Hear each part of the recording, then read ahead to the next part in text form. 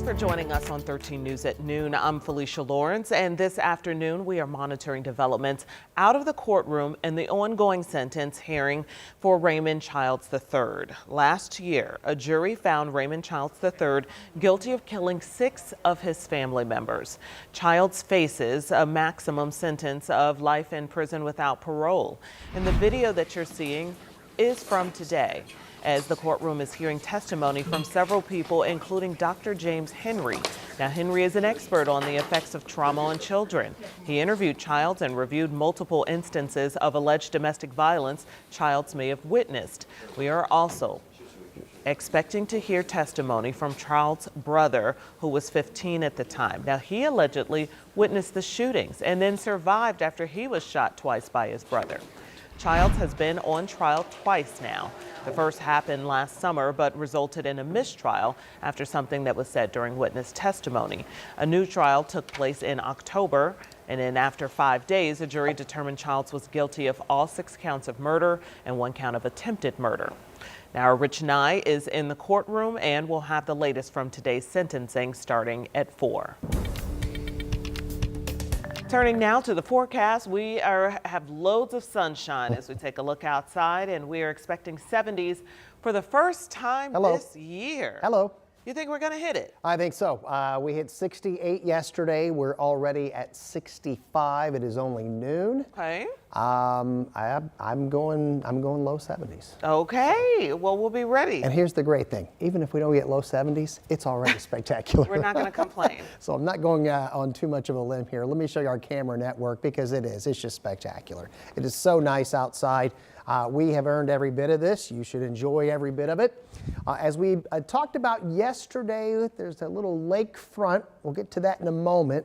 Far northern Indiana, it is a completely different world.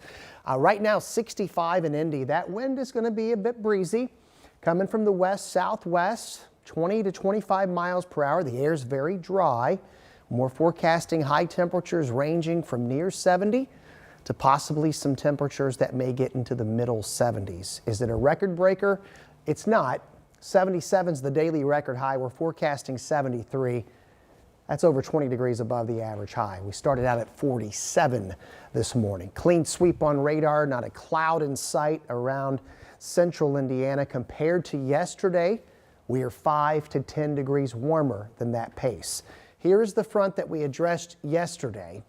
The wind is now coming off of Lake Michigan. Look at Valparaiso. It is 48 degrees, 59 in Rochester, 65 here in Indy. Later today, Evansville will not be that far from 80 degrees, low to mid 70s over the central portion of the state. That front's going to sneak down, but kind of just washes out. We're going to ramp the numbers right back up tomorrow. So we have more 70s in the forecast.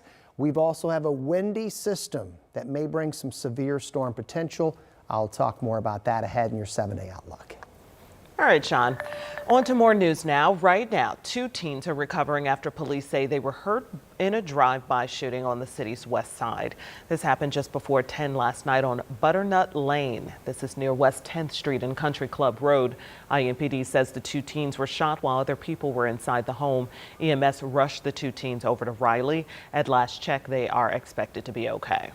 It's tragic when anybody in our city is shot, but for those of us who are parents, it really hits home when it's our children, right? So we're thankful that it appears the victims are going to survive. Police say they have a vague description of the vehicle involved in the shooting. They have not released any further details. Police also say detectives are looking for witnesses and anyone who can help in this investigation. A man is in custody this afternoon after he allegedly stole a car and then used it to break into an Anderson gun store. In this video, you see the suspect using the stolen car to slam into Gunslinger's gun store. The crash shattering the windows and doors. Eventually, he gets out of the car and he goes inside the store. However, the Madison County Sheriff owns the store and takes precautions for break-ins. He put up borders outside the store to stop anyone from using a vehicle to get inside. Of course, all of our firearms are locked up at night in the vault, and there's nothing here for him. And by the time he makes it back around the counter, the police are here. He does a lot of pacing back here as he sees the lights out here in the front, so I'm guessing he figured his situation just deteriorated rapidly for him. And I should clarify, the Madison County Sheriff co-owns the store. Police found the suspect near the stolen car inside the building. He did not make off with any guns either because they are locked inside a vault at night. And this afternoon, 13 News is learning more about the arrest and detainment of two men here in Indianapolis from Honduras. The video of their arrest by ICE has been getting a lot of shares online. Our Logan Gay spoke to a friend of their family and shares the overall impact of these arrests. We now know what led up to immigration enforcement stopping and detaining Jose Montoya Lopez and Amner Nunez Vasquez. In the cell phone video, you see them being dragged out of their vehicle by immigration officers after refusing to obey the agent's commands. A family friend of Jose's, Jeanette Kennedy, has been in touch with his wife. She says it's been difficult on the family. It's definitely been stressful. As you can imagine, he is a father and a husband, and he's not there, and his future is unknown right now. So it's definitely been scary. The men are currently in detention centers. Immigration attorney John Broyles reviewed the detainment documents for 13 News, and he says according to them, Jose had an outstanding removal order and a warrant for his arrest. He said records show Abner is in the country undocumented. Broyles says people skipping their immigration hearings is not necessarily uncommon. The biggest one that we hear is fear. And it's usually fear that they don't understand the process. As for the future for both men, Broyles says he expects Amner may be placed in removal proceedings. He would have a right for a bond hearing to determine if he's eligible to be released on bond while proceedings are ongoing. As for Jose, the path to get back into the United States could be more difficult due to his previous immigration case. Kennedy says she hopes people feel some compassion when they look at this video. Just think about it for a moment. These are people. You know, these are people. These are human beings. In Indianapolis, Logan Gay, 13 News. Jose's family is working with an attorney. They say he did go to a hearing. Their attorney is having a hard time reaching him while he is being detained. And the bond has been set for the Mooresville student accused of planning a school shooting. A judge set Trinity Shockley's bond at $1 million surety on top of a $500,000 cash bond. Shockley has been in jail since last month after police arrested her on 1 count of conspiracy to commit murder and 2 counts of intimidation. She's due back in court in May.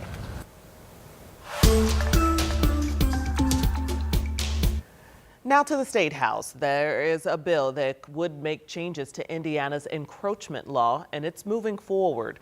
The measure is heading to its 3rd reading in the Senate. The original law passed 2 years ago, but it faced 2 lawsuits. One of them brought by members of a media coalition, including WTHR's parent company. There's an injunction against the law, meaning it is not being enforced. House Bill 1122 aims to add clarity to the law, and it adds language saying an officer can ask someone to back up if they believe the person's presence interferes with an officer's ability to do their job. And on to sports, because March Madness is here and volunteers are working hard to make sure downtown Indy looks beautiful in time. So we caught up with the team. We caught up with them as they got together yesterday morning on the corner of Meridian and Washington Streets. And that's where they were putting mulch in flower beds and picking up trash to help beautify the area. We will host 48 games in 31 days, and the spotlight will really be on downtown Indianapolis. So it's wonderful to make sure that it looks cared for, that it looks clean, that it's ready for the visitors and residents alike as we enjoy basketball like only downtown Indianapolis can. And that's Taylor Schaefer, the president of Downtown Indy. You heard her mention 48 games in 31 days. That includes the Horizon League tournament underway right now at the State Fairgrounds. And it also includes 2 Sweet 16 games and one of the Elite 8 games at Lucas Oil Stadium at the end of the month. New this afternoon, The Colts have another quarterback on the roster to add some competition to the position. Multiple sources report that quarterback Daniel Jones is headed to Indy on a one-year deal worth $14 million. Jones is a former first-round pick for the New York Giants. This move comes after the team spent $120 million on two top defensive backs.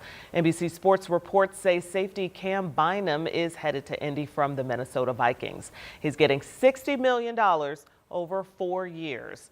And Pro Bowl cornerback Charvarius Ward is coming to the Colts from the 49ers. In his contract, it's 3 years at $60 million.